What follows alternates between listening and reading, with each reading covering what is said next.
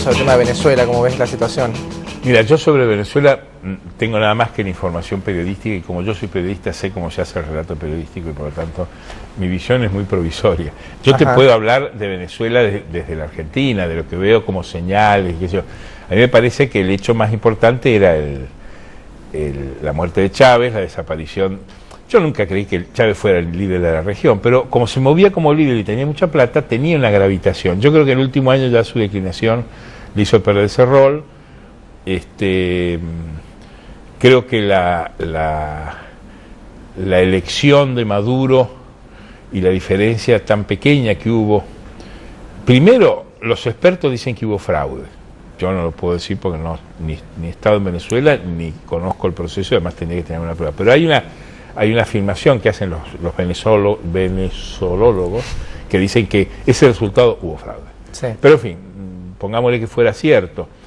Yo creo que la propia diferencia señala una elección es que estos liderazgos personalistas, caudillistas, no parecen heredarse, no parecen tener heredos. Ahora, ¿cómo ves el efecto Capriles, digamos? Digo, ¿hay un efecto Capriles en ese 49% que lo votó? ¿Qué es un efecto Capriles? Una reunión de la oposición en torno a una figura que crece en tan solo 4 meses, son 5 puntos porcentuales para una elección, es mucho, de octubre ahora. Digo, realmente, ¿cómo se explica? No sé, yo no tengo explicación para eso. Lo que sí veo, si vos crecís comparado con la Argentina, sí. Venezuela es como Italia, un país donde el sistema de partidos estalló. Y luego del ciclo del pactismo, digamos, de la alternancia de los gobiernos, se quebró hace más de 15, 20 años. Y lo que surgen son, como ocurre en Colombia, fuerzas nuevas, o como en Italia, fuerzas nuevas armadas sobre los restos de los viejos partidos. Sí. Yo creo que en la Argentina es distinto. En la Argentina vos tenés una crisis política muy grande de representación, de legitimidad de los partidos están muertos, no eligen candidatos, no hacen internas, se ponen a dedo, los candidatos salen de arriba hacia abajo y no de abajo hacia arriba, es decir, el dedazo. Es patético. Pero en la Argentina hay formaciones partidarias, y casi te diría formaciones partidarias de clase. Sí. O sea, el peronismo es un movimiento que tiene alguna difusa orientación doctrinaria, pero cada vez más difusa, porque puede ser, como dicen, neoliberal en un momento y socialdemócrata ahora. No, el movimiento no, eso es un elogio. No, es una banda, es una banda. Pero es un partido de clase, es un sistema de poder muy eficiente en lograr el poder, no en gobernar. Y tiene una identificación de clase con sectores sociales de la Argentina. Lo mismo ocurre con el radicalismo. El radicalismo tiene una composición de clase importante y eso no se ha quebrado. Y de hecho, cada vez que hay un revoleo en donde parece que toda la estructura o el andamiaje partidario se disuelve, cuando se vuelve a recomponer, siempre se recompone alrededor de esas dos columnas. Después hay otras formaciones, pero no hay ninguna formación que haya logrado quebrar eso. La que hubo, que fue la Alianza, contenía el radicalismo. Claro, y parte del peronismo también. Claro, y el peronismo de los Kirchner se compone también de un ingrediente radical, como ocurrió en la elección del 2007. Ya lo había hecho Perón en el 46, el vicepresidente Perón era radical. Venía de una alianza del laborismo, que se llamaba en aquel momento, con el radicalismo Junta Renovadora, que se llamaba, que puso el vicepresidente de los 2 primeros mandatos de Perón. Quijano murió siendo vicepresidente de Perón. O sea que la idea de que estos 2 pilares, cuando gobiernan, necesitan una asociación con un sector independiente o disidente de su opositor, se va cumpliendo en la historia argentina. Ahora, en algún momento, ¿no? De alguna manera se heredaba la afinidad política dentro de la familia. Si tu papá o tu abuelo eran radicales, generalmente solían también traspasar esa afinidad, no necesariamente militancia, pero por lo menos afinidad. ¿Vos creés que eso sigue existiendo hoy por hoy en Argentina? Yo creo que sí. ¿Sí? Yo creo que eso, es decir, habría que hacer un estudio demográfico de la militancia y ver de dónde viene, pero es usual, por lo menos en lo empírico que uno ve en la vida, que el hijo de peronista es peronista y el hijo de radical es radical, y si no hay un quilombo. Si no, hay una... Si no, mejor no hablar de política en la mesa. Claro, claro, por ejemplo, creo que se mantiene, porque son ni el radicalismo ni el peronismo tienen una esencia doctrinaria. Sí. No tiene, el peronismo no lo podés encontrar, porque si se la buscás en los 40 era el fascismo argentino. Después fue el laborismo europeo.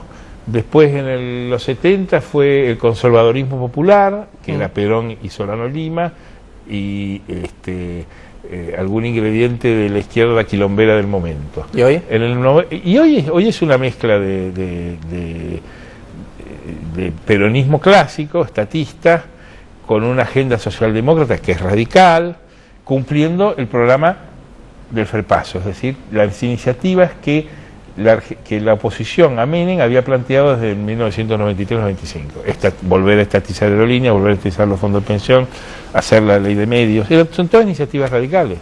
Estatizar YPF, son todas radicales. Sí. Y eso lo hace el gobierno de Kirchner. Entonces vos decís, es un gobierno bastante atípico. Y yo creo que tiene una lógica. Estos son gobiernos muy débiles.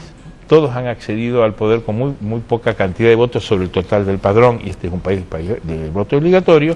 Entonces lo que trata de hacer el gobierno es cumplir las demandas del conjunto de la asignación universal por hijo. ¿Era de la Carrió? Venga, la hacemos nosotros. ¿Estatizar YPF? ¿De quién? ¿De los radicales? Venga, lo hacemos. ¿Pero eso está mal? ¿Qué cosa? Tomar, digamos, iniciativas de otros y en definitiva ponerlas en práctica. No sé si está bien o mal. Eso yo creo que hay que medir en el tiempo las consecuencias de cada medida, pero es una forma de gobernar, porque con eso el gobierno se sostiene. Claro. Porque si no gana la adhesión de quienes pedían toda esa agenda de cosas que había hecho el peronismo, que había privatizado YPF, privatizado aerolíneas, privatizado los fondos de pensión, las jubilaciones, si por lo menos no se captura a quienes sostienen esas banderas, por lo menos los neutraliza como opositores. Claro. Porque ¿quién se va a oponer con demasiada convicción? Fíjate vos, el último debate sobre esto es lo de YPF.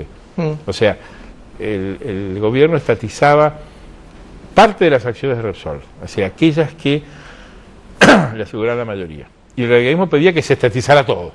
Era más estatista que el peronismo. Entonces, con eso es muy difícil para el radicalismo oponerse. Sí, les quita el discurso, digamos. Y es una forma de gobernar, y creo que tiene su lógica en la necesidad de los gobiernos de sostenerse. Pues los gobiernos, viste, son muy frágiles. Y sin embargo, cuando fue lo de Repsol y YPF, yo me acuerdo que había gente que no estaba de acuerdo con eso. Políticos que no estaban de acuerdo con eso. No había mucho, no. El radicalismo quería estatizar a todo. Sí. Y quienes veían la calidad jurídica de la medida hablaban de una confiscación. O sea, hubo sectores de la oposición política, del macrismo, por ejemplo, que hablaban de confiscación. Sí. Que es una figura que yo no creo que esto haya sido una confiscación. Es decir, hay que esperar si le pagan o no.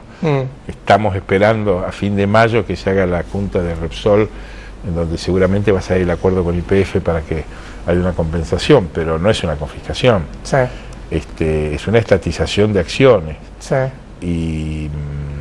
Pero en general no hubo nadie lloró mucho.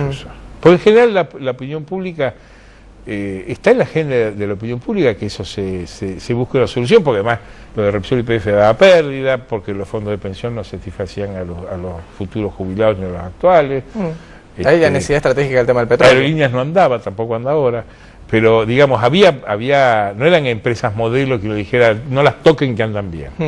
Andaba cada uno con su problema, entonces la gente se identificaba con eso. Y el gobierno trata de hacerlo. Ahora, vos me preguntás si es bueno o malo, no sé si es bueno, es un método de gobernar. Y gobernar y la política lo maneja más la necesidad que el deseo. No es que quieran hacerlo, es que no quieren otra. No nos queda otra. Hablando de necesidad y de deseo, ¿no?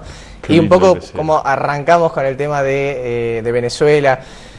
¿Vos ves la posibilidad de que, por ejemplo, la oposición elija de acá a los próximos años a un candidato en el cual puedan unificar una posición en común, una plataforma de gobierno en común? Yo creo que eso es un disparate como proyecto, como bandera, como consigna y como reclamo a la dirigencia política que en general lo hace un sector de la prensa conservadora.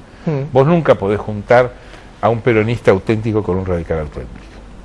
Eso está destinado al fracaso. En la Argentina, la vez que ocurrió, que fue con la Alianza, fue absolutamente un disparate.